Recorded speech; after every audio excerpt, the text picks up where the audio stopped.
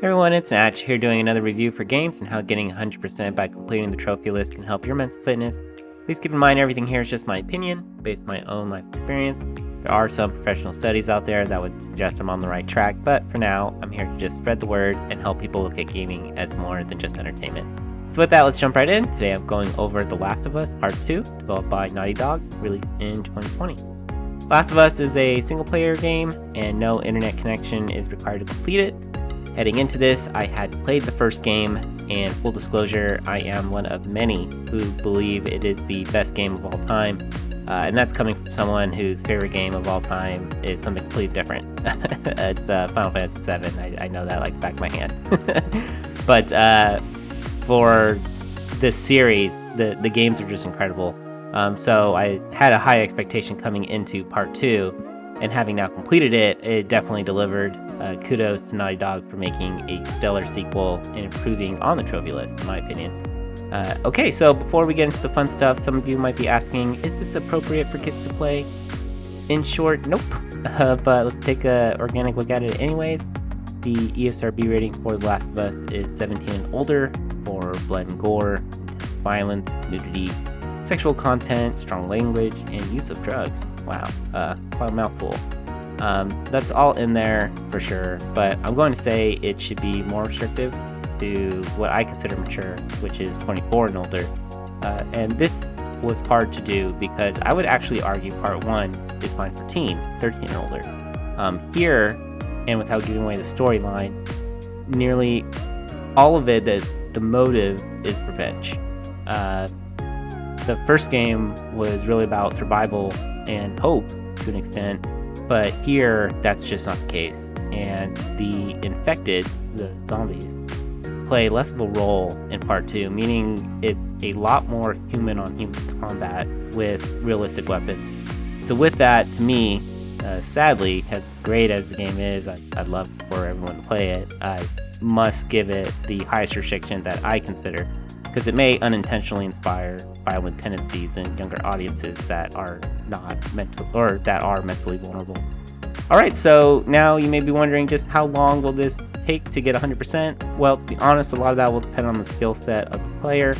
For me, I expected Last of Us would take me between 22 and 42 hours to get 100%. I came in just in that range, so I'm confident in saying that it would take anyone at least 24 hours to complete. And if you'd like to see the guides I use, they will be in the video description below.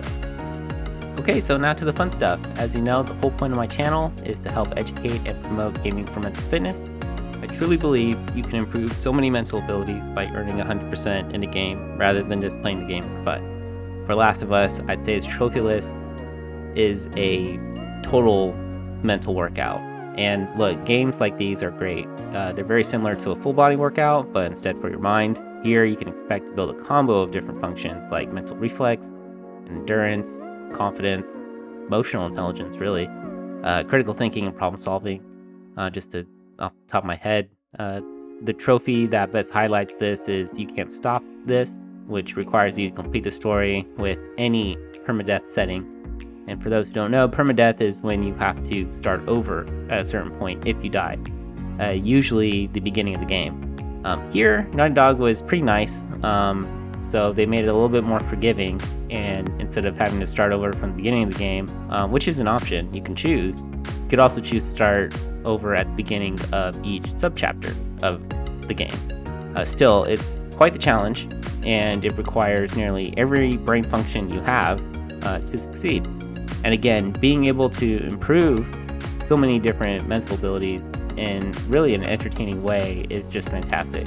I will say though, permadeath is pretty frustrating to say the least, but it's great. And before we call it a wrap here, let's talk a bit about improvements. When I think about trophies that would have reflected Last of Us and have been helpful for mental fitness, they're really time trials or really more speed running. And I'm meaning specific to certain sections of the game. I don't want to give any spoilers, but it's clear that it would have been wonderful to have, because I feel this would have definitely complemented what the developers are trying to do, and it really have you more immersed into the game with, creating adrenaline rush and fear, and excitement during certain sequences. So having a trophy where you're kind of forced to have to dive into those emotions and feelings, I feel is great. So it's just something for Naughty Dog to consider in future installments or series as they develop. Okay, that's wrap. Again, Last of Us Part 2 was absolutely incredible. I would highly recommend it if you're looking to get a total mental workout. For me, Last of Us really helped me build critical thinking. Definitely, especially in the parts where I was struggling the most and having to replay. That was very frustrating, so it requires a lot of different adjustments.